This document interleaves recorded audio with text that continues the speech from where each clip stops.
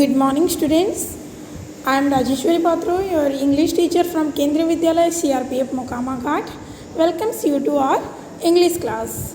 My dear students, in our previous class we have discussed question answers from the poem Teamwork, and we have discussed in such a session Let's Talk and the things that different family members decide. Now, today we are going to start our next question. Let's write. Now, in the puzzle, find the words given in the column. Notice that these words are formed by joining two words. One is done for you. Now, you can see that here it is written sometimes. Okay. So, here it is written sometimes. So, sometime is a word which is combination of two words, that is some plus time. वैसे दो शब्दों को मिलाकर एक शब्द बनाया गया है, ठीक है। बिल्कुल उसी तरह हमें जो नीचे दिए गए कुछ कंबाइंड वर्ड्स जो है उनको ये जो पजल बॉक्स में चुनना है कहाँ पर है ये, और हमें और भी कुछ नया वर्ड्स जो है उसको ढूंढना है और उसके ऊपर सर्कलिंग एंड सर्कल करनी है, ठीक है। So everyone is there in the first column. You can see that here it is everyone. Okay, everyone. So everyone is also a combination of two words, that is every and one. Okay, now basketball. You can see that basketball is here in this column.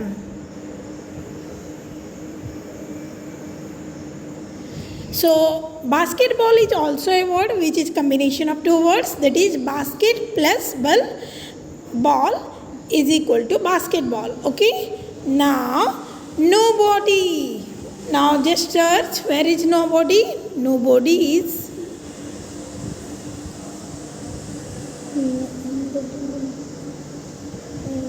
okay.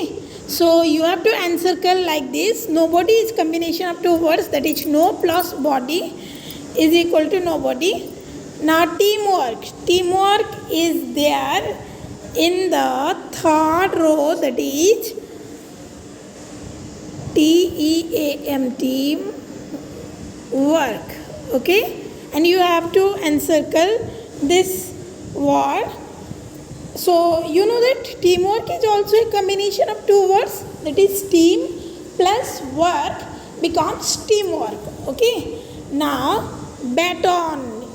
Do you think baton is the combination of two words? Yes, it is the combination of two words, that is bat and on. So it becomes baton. You can find this in the third column. जो लंबे लंबे जो खंबे जैसे लगते हैं वो उसको कॉलम कहा जाता है, एंड जो स्लीपिंग लाइंस हम लोग देखते हैं उसको रो कहा जाता है, ठीक है। तो हमें अभी देखना है चौथा कॉलम में बैटन है तो हमें उसको एनसर्कल करनी है. Here it is baton. Okay, now we can find out some more words are also there. Here you can see that handsome, hand plus some becomes handsome, and we can see that here it is standby. Standby is also a combination of two words, that is stand plus by. Okay, so you have to prepare some more words. You have to collect some more words from this puzzle box and you have to encircle them.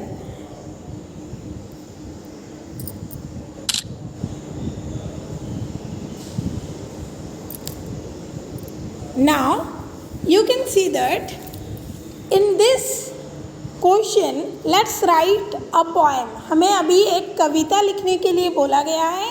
बेटा कविता लिखना this is a part and partial of creative writing. Creative writing रचनात्मक लिखन होती है.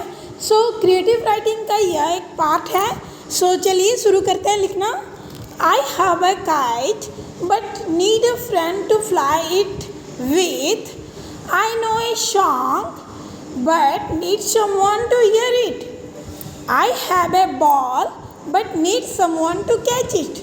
देखो मेरे पास ये सारी चीज़ें हैं, लेकिन ये खेल को तथा ये कार्य को संपूर्ण करने के लिए मुझे किसी और की सहायता चाहिए।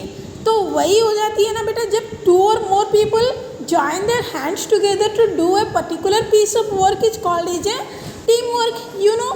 So we have to frame some more sentences. So this could be like this. You can write down that I have a chart. Okay, I have a chart paper but I need someone to draw a beautiful drawing. I need someone to draw a beautiful drawing. मेरे पास एक chart paper है, लेकिन मुझे drawing करने के लिए मुझे किसी और की सहायता चाहिए। Okay, now we can also write that I have a pair of badminton but I need someone to play. Badminton जो है दोनों के बीच खेला जाता है, आप जानते हो। उसमें रैकेट होती है, कॉर्क होती है, केवल अकेला कोई बंदा अपने से नहीं खेल सकता है। So I have a racket but I need someone to play. बिल्कुल उसी तरह हम लिख सकते हैं कि I have a scooty but I need someone to learn it. मेरे पास एक स्कूटी तो है, लेकिन उसको सिखाने के लिए मुझे किसी और की मदद चाहिए। ठीक है, 3 सेंटेंसेस हम अभी बना चुके हैं, और चौथा जो सेंटेंस है आप लोग अपनी तरफ से बनाओगे कि आपके पास कोई चीज़ है, लेकिन वही कार्य को संपूर्ण करने के लिए आपको किसी दूसरे की सहायता की ज़रूरत है। So last sentence is for you should frame it and you should write down in your copy and book both. Now move towards the fun time. Make group of 10 and present one of the following activities in the class. Okay? अभी आप लोगों को क्या करना होगा, ये जैसे कि हमारा विद्यालय अभी बंद है, लेकिन यहाँ पे ये लिखा गया है हमें 10-10 बच्चों को लेके एक ग्रुप बनानी है, और ग्रुप बनाने के बाद क्या करना है, हमें निम्नलिखित जो काम दिए गए, या तो हम एक स्किट या नाटक पेश कर सकते हैं। सॉन्ग, एक ग्रुप सॉन्ग जो होती है, आप लोगों को पता है रिपब्लिक डे, इंडिपेंडेंस डे के अवसर पर ग्रुप डांस, ग्रुप सॉन्ग वगैरह हम लोग शो करते हैं, है ना। तो ग्रुप सॉन्ग बनानी है, या फिर ग्रुप डांस, और painting A chart for the class, हमें विद्यालय के लिए चार्ट को पेंटिंग करना है, और making paper bags from old newspaper, जो मैंने बताया था। अगर आपने मेरा वो पेपर बैग्स बनाने के लिए जो वीडियो आप लोगों ने अगर कभी फंडे वर्क एजुकेशन क्लास में मैंने शेयर किया था, अगर आपने देखा है तो वो आप बना सकते हो पेपर बैग्स। ओके, अगर आपको चाहिए तो वो वीडियो मैं आपकी क्लास में भी शेयर कर लूँगी ना। ये सारे काम आपको ग्रुप में करना है। अगर आप लोगों को हमें कभी मौका मिलेगा ये फंडे में करवाने के लिए ग्रुप सॉन्ग, ग्रुप डांस वगैरह, तो हम ज़रूर करके दिखाएंगे वर्चुअल मोड पे। नाउ से अलाउड, आपको लाउडली बोलना है। We sometimes use short forms for some words, for example I am and I'm, I have for I've. These shortened words are called as contractions. बेटा हम लोग क्या करते हैं, not, NOT not लिखे बिना हम N' लिख देते हैं, है ना।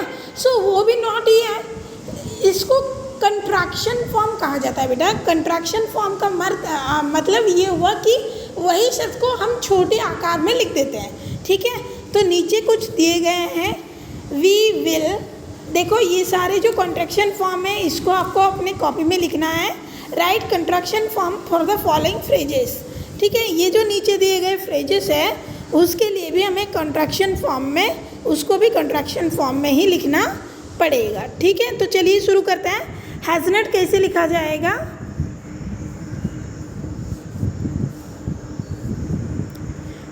Has not will be written as, okay, has not. Now do not, DON', okay. Have not,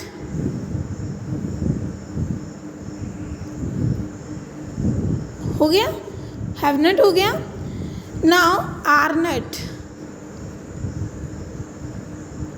N not जो है उसी के बीचों बीच अगर आप एपोस्ट्रोफी डाल दोगे तो वो हो जाएगा। ठीक है, right the full forms of the following. अभी हमें फुल फॉर्म भी लिखनी है, नीचे दिए गए जो शब्द हैं उनका फुल फॉर्म्स लिखना शुरू करते हैं। ठीक है, यहाँ पे वेंट लिखा हुआ है, सो इसका फुल फॉर्म हो जाएगा WERE, were not, okay.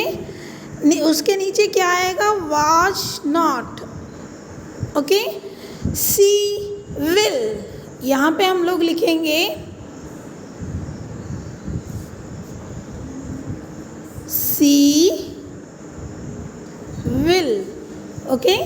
Now who is, उसके नीचे तो दिया हुआ है वो हो जाएगा आपका हु इज। सो आज की क्लास में इतना ही बच्चों।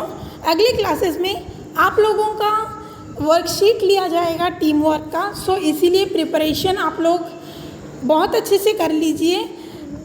धन्यवाद बच्चों।